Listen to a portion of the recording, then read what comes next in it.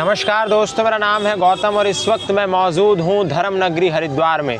आप सबको पता है कि धर्म नगरी हरिद्वार में आयोजित हो रहा है विश्व का सबसे बड़ा मेला, जिसमें दूर दूर से अलग अलग किस्म के साधु, अलग अलग प्रकार के सन्यासी, महात्मा इस महाकुंभ में हिस्सा लेने के लिए आ रहे हैं। इसी श्रृंखला में आज हमारे साथ एक ऐसे साधु हैं जो प्रसिद्ध हैं रुद्राक्ष वाले बाबा के नाम से।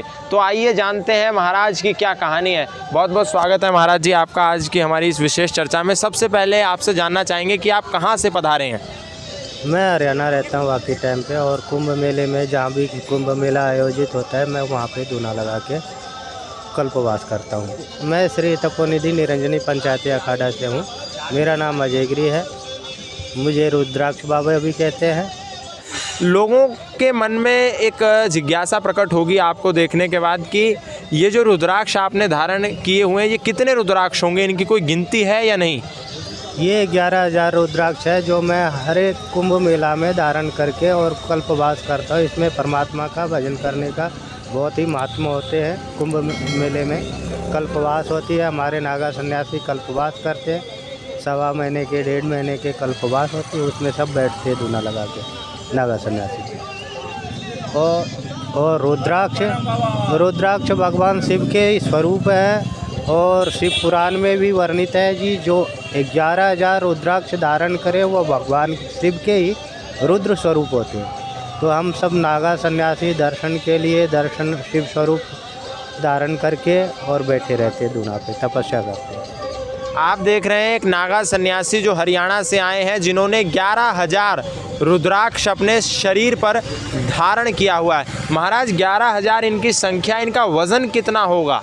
अभी तक तो मैंने कोई वजन किया नहीं, और भक्ति में कोई वजन की मात्रा नहीं रह जाती, इसलिए तो हम इसको वजन नहीं कर सकते। ये तो भगवान के स्वरूप है, परमात्मा की देन है, उनकी कृपा है। आप इसको 24 घंटे धारण किए रहते हैं या विश्राम के समय मैं इसको उतार के रख देता हूँ? विश्राम के समय आप उतार के रख देते हैं। कुंभ में आप प्रवास कर रहे हैं, लेकिन लोगों के मन में एक सवाल है कि जो नागा सन्यासी कुंभ में आ रहे हैं, उनका क्या महत्व है, क्या विशेषता है नागा सन्यासियों की? इसको लेकर के भी लोगों के मन में भारी जिज्ञासा है। ये कुंभ मेला में शाही स्नान होते हैं, नागा सन्यासियों की ही शाही स्नान होते हैं। इनके ही कुंभ मेला, इनके ही मेले हैं, और संसार के लिए बहुत सारे मेले लगते हैं। ये नागा सन्यासियों का ही मेला होता है, जिनमें जो है स्नान करके और आम पब्लिक भी, आम जनता भी जो है स्नान करके अपने आप को पुण्य के भागीदारी बनाते हैं। साथ में नागा साधु के दर्शन भी करते हैं। महाराज अंतिम सवाल कि आपके सन्यास आश्रम की क्या कहानी है? आप कैसे नागा सन्यासी बने, कैसे आपने सन्यास धारण किया, और कैसे आप इस सन्यास के क्षेत्र में, इस धर्म कार्य के क्षेत्र में कब से हैं, और कैसे आप इसमें प्रवृत्त हुए हैं? ये सब आध्यात्मिक प्रेरणा होती है जो अल्पकाल से ही प्राप्त हो जाते हैं, और कुछ योग होते पूर्व प्रारब्ध बस, हाँ प्रारब्ध होते कुछ पूर्व जन्मों के तप किए हुए, उसके तप के कारण ही यहाँ पहुँच पाते हैं इस जगह पे। और ये नागा सन्यासी, ये हमारे आद्य गुरु शंकराचार्य जो भगवान शंकर के ही अवतार थे, उन्होंने 7 अखाड़े 4 मठ की स्थापना की। उन्होंने ही नागा सन्यासी के स्थापना की। आप सन्यासी कब से बने हैं? मुझे 20 साल हुए हैं, 20 से 22 साल हो गए अभी मेरे को सन्यास धारण किए। 22 साल। आपको 22 साल से ही आप नागा सन्यासी हैं? हाँ जी। नहीं, पहले तो महापुरुष बनाते, हमारे अखाड़े की प्रोसेस होती धीरे धीरे, फिर आगे जाके 12 वर्ष के बाद तपस्या करने के बाद उनको नागा सन्यासी बनाए जाते हैं, पूर्ण सन्यास की दीक्षा देते हैं। अच्छा, अगर डायरेक्ट कोई चाहे कि वो नागा सन्यासी बनना चाहे तो डायरेक्ट नहीं, पहले उसके लिए कुछ अलग अलग चरण है क्या? उसके लिए गुरु की सेवा करने पड़ते हैं, और गुरु की प्रसन्नता से वो चाहे तो कभी भी किसी को नागा सन्यासी का दीक्षा दे सकते हैं। जब उनको विश्वास हो जाते पूर्णतः, देख लेते अच्छी सेवा उनकी, और फिर वो उस योग्य हो जाते नागा सन्यासी बनने योग्य, फिर उनको नागा सन्यासी की दीक्षा देते।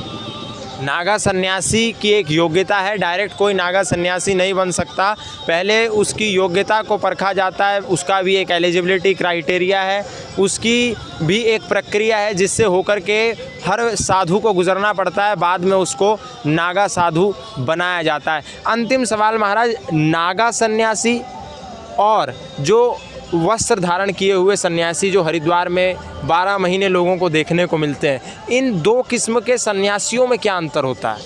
ऐसा है, नागा सन्यासी भी होते हैं, सब नागा सन्यासी जो अखाड़े से हैं वो तो नागा सन्यासी है, फिर वो संसार में रहने के लिए वस्त्र धारण करते हैं, गुप्त रूप से रहते हैं, वो अपना कर्म करते हैं, नित्य भजन पूजन कर्म करते हैं, वस्त्र धारण करके भी नागा सन्यासी रहते हैं। और कुछ नागा सन्यासी जो है अपने भस्म धारण करते, वस्त्र नहीं धारण करते, वो वैसे तपस्या करते।